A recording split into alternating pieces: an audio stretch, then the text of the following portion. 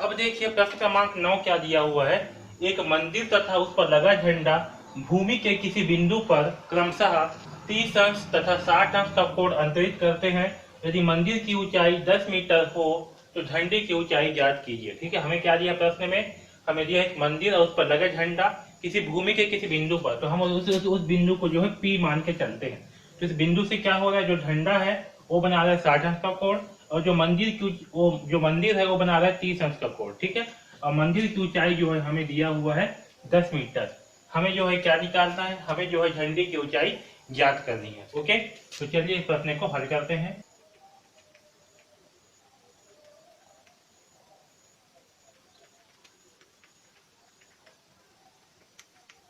हम जो है मान करके चलते हैं कि BC क्या है, BC जो है मंदिर की ऊंचाई है, और ये जो BA है ये क्या है, झंडा की ऊंचाई है। ओके, ऐसे हम मान करके चलते हैं। ठीक, और देखिए यहाँ पर जो BC का मान है, हमें BC का मान क्या दिया है, BC का मान दिया है 10 मीटर।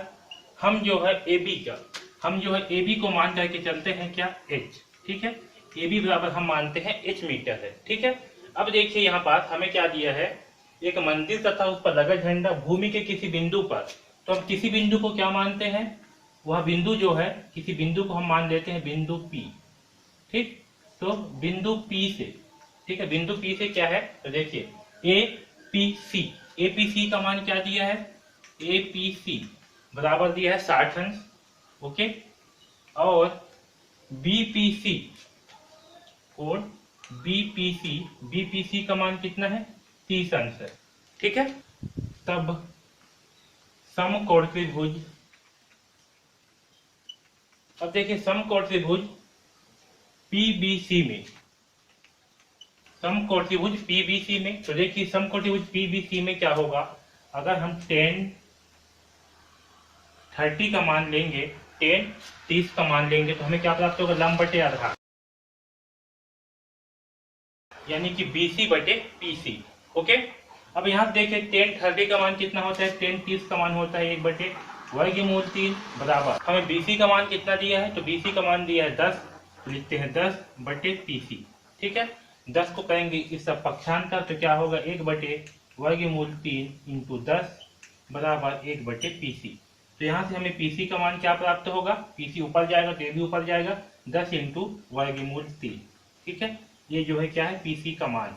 ठीक, इसे समीकरण 1 मान करके चलते हैं। ठीक है, इसी प्रकार देखिए समकोण त्रिभुज APC में, ठीक है,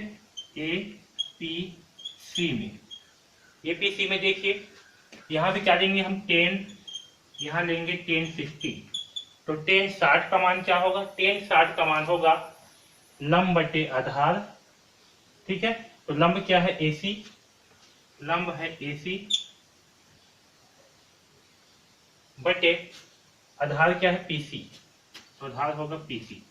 ठीक, अब देखिए 10 60 का मान कितना होता है, तो 10 60 का मान होता है वर्गमूल 3 बराबर AC। अब देखिए AC का मान क्या होगा, तो AC का मान क्या होगा, तो यहाँ पास मैं जो है थोड़ा समझा दे रहा हूँ आपको। AC बराबर क्या होगा, AC बराबर होगा CB plus BA। Okay, AC बराबर क्या होगा, CB प्लस BA। CB का मान कितना है, तो CB का मान है 10, और BA का मान को हमने क्या माना है, H, तो ये होगा 10 प्लस H। ठीक, तो मैं इस AC के स्थान पे क्या लिख रहा हूँ, 10 प्लस H, तो यहाँ होगा 10 प्लस H बटे बटे PC। ठीक, अब यहाँ देखिए वर्गमूल 3 बराबर क्या है, 10 प्लस H बटे PC। ठीक है, और PC का मान क्या है, 10 वर्गमूल 3, तो यहाँ पास हम PC का मान को जो है अलग देते हैं, तो होगा 10 प्लस H बटे PC का मान क्या है, 10 वर्गमूल 3, तो यहाँ रखते हैं 10 वर्गमूल 3। ठीक, आया समझ में। अब देखिए 10 वर्गमूल 3 को इस सब पक्षांतर करेंगे, तो क्या प्राप्त होगा, 10 वर्गमूल 3 इंटू वर्गमूल 3 बराबर 10 प्लस H। ठीक है, अब यहाँ से 10 इंटू वर्गमूल 3 है और वर्गमूल 3, तो 2 वर्गमूल 3 का मान क्या होगा, एक पूरा का पूरा 3 होगा, तो यहाँ होगा 10 इंटू 3 बराबर 10 प्लस H। ठीक है, और 10 इंटू 3 का मान क्या होगा, इसका मान होगा 30 बराबर 10 प्लस H। तो यहाँ से जब हम 10 को इधर करेंगे पक्षांतर, तो हमें क्या प्राप्त होगा, 30 माइनस 10 बराबर H जो है प्राप्त होगा। तो 30 में घटाएंगे 10, तो हमें क्या प्राप्त होगा, 20, और ये क्या है, H का मान है। और एच क्या था, तो एच जो है क्या है, एच जो है ए बी का मान है, ए बी क्या है, झंडे की ऊंचाई है। ओके, तो हमें जो है झंडे की ऊंचाई ज्ञात करनी थी जो कि एच है। तब झंडे की ऊंचाई